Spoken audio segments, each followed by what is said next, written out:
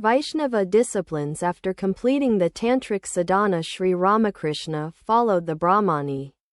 In the disciplines of Vaishnavism, the Vaishnavas are worshippers of Vishnu, the all-pervading, the supreme God, who is also known as Hari and Narayana.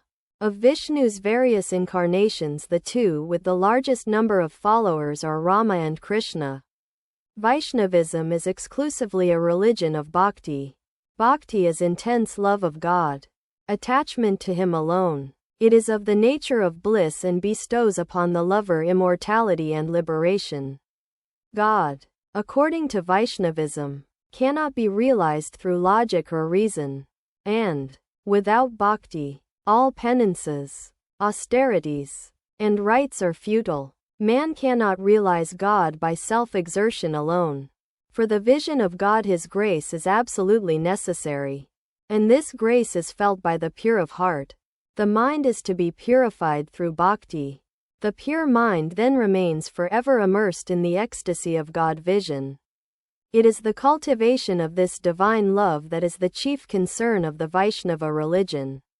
There are three kinds of formal devotion: tamasic, rajasic, and sattvic. If a person, while showing devotion to God, is actuated by malevolence, arrogance, jealousy, or anger, then his devotion is tamasic, since it is influenced by tamas, the quality of inertia. If he worships God from a desire for fame or wealth, or from any other worldly ambition, then his devotion is rajasic, since it is influenced by rajas, the quality of activity. But if a person loves God without any thought of material gain, if he performs his duties to please God alone and maintains toward all created beings the attitude of friendship, then his devotion is called sattvic, since it is influenced by sattva, the quality of harmony. But the highest devotion transcends the three gunas, or qualities,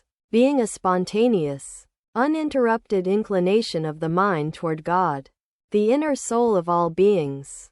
And it wells up in the heart of a true devotee as soon as he hears the name of God or mention of God's attributes. A devotee possessed of this love would not accept the happiness of heaven if it were offered him.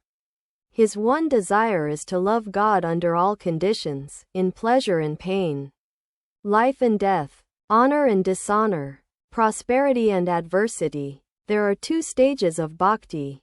The first is known as Vaidhi bhakti, or love of God qualified by scriptural injunctions. For the devotees of this stage are prescribed regular and methodical worship, hymns, prayers, the repetition of God's name, and the chanting of His glories. This lower bhakti in course of time matures into para bhakti, or supreme devotion, known also as prema, the most intense form of divine love. Divine love is an end in itself. It exists potentially in all human hearts, but in the case of bound creatures it is misdirected to earthly objects. To develop the devotee's love for God, Vaishnavism humanizes God. God is to be regarded as the devotee's parent, master, friend, child, husband, or sweetheart, each succeeding relationship representing an intensification of love. These bhavas, or attitudes toward God, are known as Santa, Dasya, Sakya, Vatsalya, and Madhur, the rishis of the Vedas.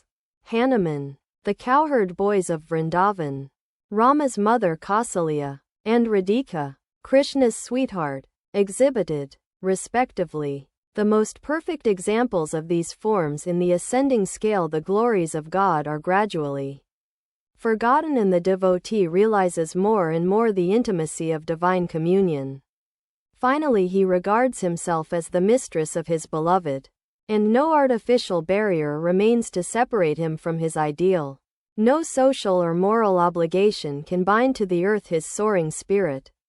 He experiences perfect union with the Godhead. Unlike the Vedantist, who strives to transcend all varieties of the subject-object relationship, a devotee of the Vaishnava path wishes to retain both his own individuality and the personality of God. To him God is not an intangible absolute, but the Purushottama, the Supreme Person. While practicing the discipline of the Madhur Bhava, the male devotee often regards himself as a woman, in order to develop the most intense form of love for Sri Krishna, the only Purusha, or man, in the universe. This assumption of the attitude of the opposite sex has a deep psychological significance. It is a matter of common experience that an idea may be cultivated to such an intense degree that every idea alien to it is driven from the mind. This peculiarity of the mind may be utilized for the subjugation of the lower desires and the development of the spiritual nature. Now, the idea which is the basis of all desires and passions in a man is the conviction of his indissoluble association with a male body. If he can inoculate himself thoroughly with the idea that he is a woman, he can get rid of the desires peculiar to his male body. Again, the idea that he is a woman may in turn be made to give way to another higher idea, namely, that he is neither man nor woman, but the impersonal spirit. The impersonal spirit alone can enjoy real communion with the impersonal God. Hence the highest realization of the Vaishnava draws close to the transcendental experience of the Vedantist. A beautiful expression of the Vaishnava worship of God through love is to be found in the Vrindavan episode of the Bhagavata. The gopis, or milkmaids, of Vrindavan regarded the 6-year-old Krishna as their beloved. They sought no personal gain or happiness from this love. They surrendered to Krishna their bodies, minds, and souls. Of all the gopis, Radhika, or Radha, because of her intense love for him, was the closest to Krishna. She manifested Maha Bhava and was united with her beloved.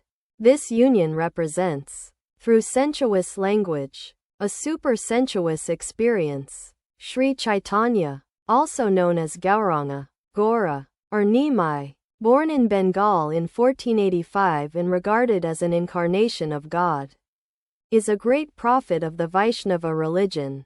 Chaitanya declared the chanting of God's name to be the most efficacious spiritual discipline for the Kali Yuga. Sri Ramakrishna, as the monkey Hanuman, had already worshipped God as his master. Through his devotion to Kali he had worshipped God as his mother. He was now to take up the other relationships prescribed by the Vaishnava scriptures.